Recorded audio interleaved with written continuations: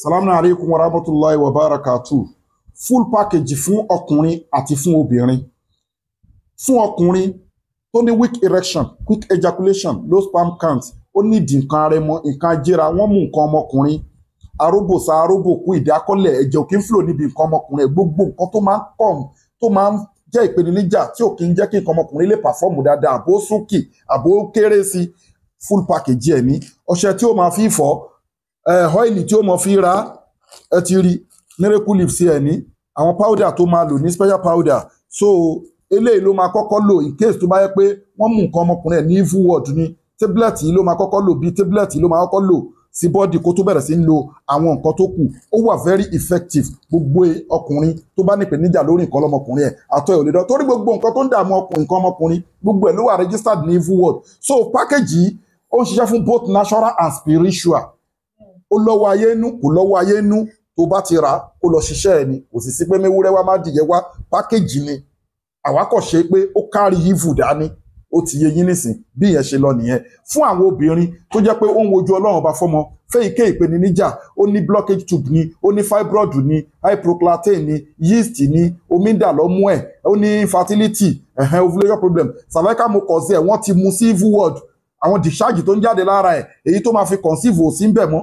gbogbo nǹkan wọ́n jókòó sínú womb ẹ̀ wọ́n jókòó sínú ovary ẹ̀ tí ò kí ń jẹ́ kóbìnrin conceive gbogbo ẹ̀ lélẹ́yìí atúlẹ̀ ni fibroid ni blockage of tube ni gbogbo kan yeast ni PCOS ni pelvic inflammatory disease ni gbogbo àwọn nǹkan wọ̀nyẹn ló ti wà nínú package yìí nǹkan tó obìnrin náà ní èyí tó máa kọ́kọ́ lò in case tó bá yẹ pé ó lọ́wọ́ ayé nú tíra yìí náà ló máa kọ́kọ́ lò bíi tíra yìí ló máa kọ́kọ́ lò kó tó bẹ̀rẹ̀ sí ń lo àwọn iṣẹ́ ẹ̀bí sínú láìta aláwọ̀ àfinú ṣoyún wàá fẹ̀yìn gbọ́mọpọ̀ kò sí ìrújú kan àwọn egbòogi yìí láti India láti China ní Arab country ní Asia continent ní Africa wa nílẹ̀ Yorùbá wa combination of egbòogi ni ẹ̀mí èṣù ẹ̀mí òkùnkùn ò lè wọnú ẹ̀ bí ìsínì láìta alá prophetic medicine bẹ́ẹ̀nú ẹ̀ tílíkà òdúdú láwa máa yóò tí ilé àwa rọ̀sọ́lẹ̀ àwọn onísìkírẹ́fì fún yín láti evil word ànífìtọ̀fọ̀gbẹ́ àdẹni kọjá inú àlá Ọlọ́run àti tòjíṣẹ́ tested and confirmed làwọn nǹkan wọ̀nyí àmọ́ Ọlọ́run confirm gbogbo nǹkan lọ tọ́rọ́ Ọlọ́run ọba ló ń control ayé èyí tó máa lò before period èyí tó máa lò during period èyí tó máa lò after period kódà kí obìnrin má rí period ẹ̀ mọ́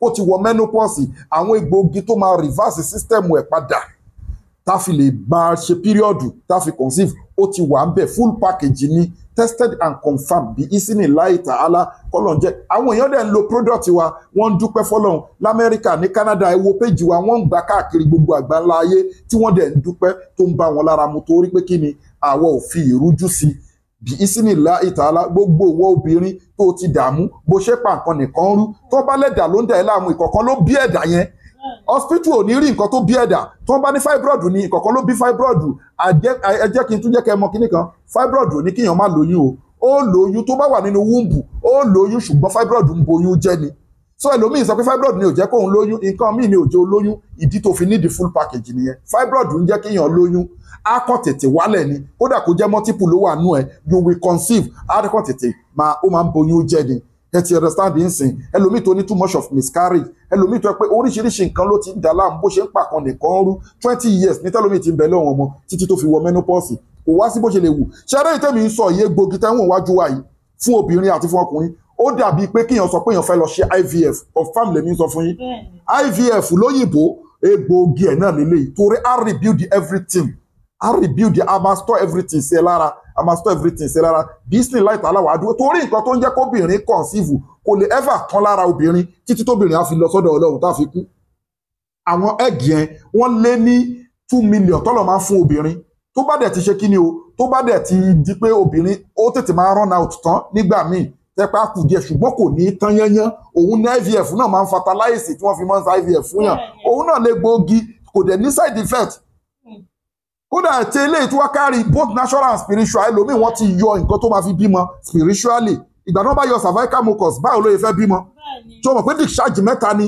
brown one àti thick one àti cervical mucus so tíra ìlú máa kọ́kọ́ lò kó tó bẹ̀rẹ̀ sí lo àwọn package ẹ kò kàn ẹ́ kò bá jẹ́ natural ní títí ẹ lò bẹ́ẹ̀ tó bá spiritual bẹ́ẹ̀ á ṣiṣẹ́ tó bá natural bẹ́ẹ̀ á ṣiṣẹ́ the same thing ọkùnrin tí nǹkan ọmọkùnrin ẹ̀ wọ́n ti mú wọ́n lò ní evil word tọkùnrin lélẹ́yìí tablet tó máa kọ́ lónìí ó lọ́wọ́ ayé inú kò lọ́wọ́ ayé inú nǹkan ọmọkùnrin ẹ ti súnkì kò lè pàfọ́ọ̀mù dáadáa mọ́ ìmí ìtún ní ọ̀nà ọ̀fun ni yóò lè lò lọ́dọ̀ obìnrin kò ní lè lò lọ́dọ̀ obìnrin míì yàtọ̀ sáwọn àìsàn tó máa ń affect nǹkan lọ́mọkùnrin bíi diabetics, oògùn diabetics àti diabetes ń pa nǹkan ọmọkùnrin, bíi prostate enlargement, oògùn prostate enlargement ó ń gbẹ spam ọmọkùnrin lára ó dẹ̀ jẹ́ kí nǹkan ọmọkùnrin súnkì, oògùn BP òun náà ń fà á, oògùn hemorrhoid pile òun náà ń fà á, àti àwọn nǹkan bẹ́ẹ̀ àwọn nǹkan mẹ́rin làwọn oògùn wọn àti àwọn gangan tó máa affect nǹkan lọ́mọkùnrin. Lẹ́yìn yẹn kò sí nǹkan tó jọ, so gbogbo àwọn nǹkan wọ̀nyí ló ń ṣiṣẹ́, ẹ ti understand, fún nǹkan lọ́mọkùnrin bí sí ní láì tààlà.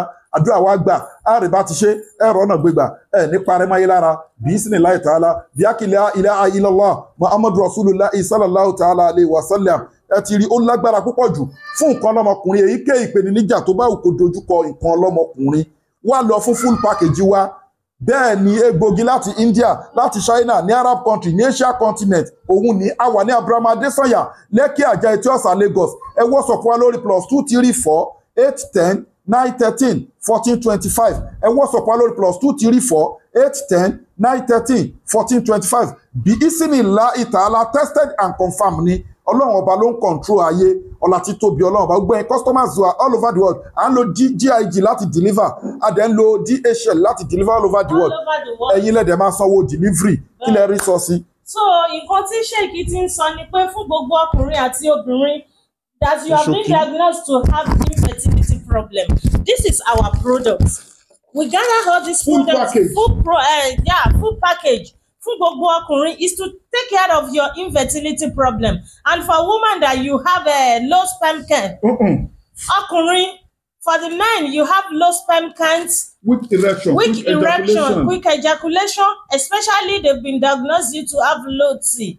You understand? Your testosterone, the count is too low. This is what you need. This is full package from Sheikh Afagba International Limited. Bẹ́ẹ̀ni. Yeah, low sperm count, zero sperm count. Kò ní mobility. Yeah, the mobility láti swim. Yeah. Ó ti yé èsì gbogbo ẹ̀ ló ti wà ń bẹ̀. Manpower, alẹ́ ajíra. And it's for both natural and spiritual problem. This is what you need. Call Sheikh Afagba International Limited to take care of yourself. This is the soap. You'll be using it to massage, to wash your things. And this is the oil. And also we have the tablets here that will take care if it is a spiritual problem or natural. This is what you need to take first. Yeah. And for women, you see the package. And if you also have a PCOS, for women, you need this one to take care of it. It has been included inside the package. And for you that you have a fibroid, this is bulldozer melt fibroid. It's also included. Because some women, they will be thinking it's because of the fibroid that they are not, that fibroid is delaying them to conceive. Fibroid cannot make you not to conceive. It can only give you miscarriage. But you have fibroid for 1 month or for any time, you cannot even say you're pregnant for 1 day. It's not the fibroid that causes your infertility. Call Sheikh Afagba International Limited for our full package. Fibroid ò sọ pé kéèyàn máa lóyún, dó ó máa bóyún jẹ́, but you don't experience pregnancy for one time in your life. You need to call Sheikh Afagba International Limited. In the hospital, they can diagnose you. This is what you have that causes your infertility problem, but they will not tell you the cause.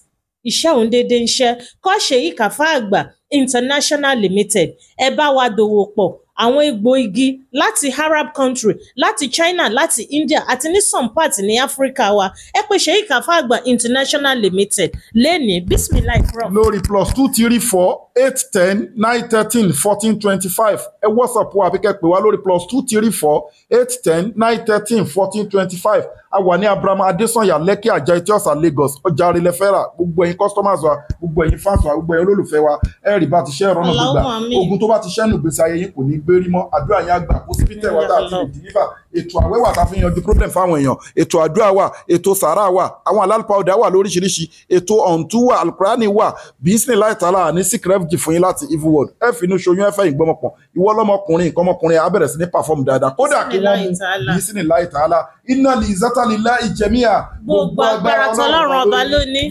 Masalamu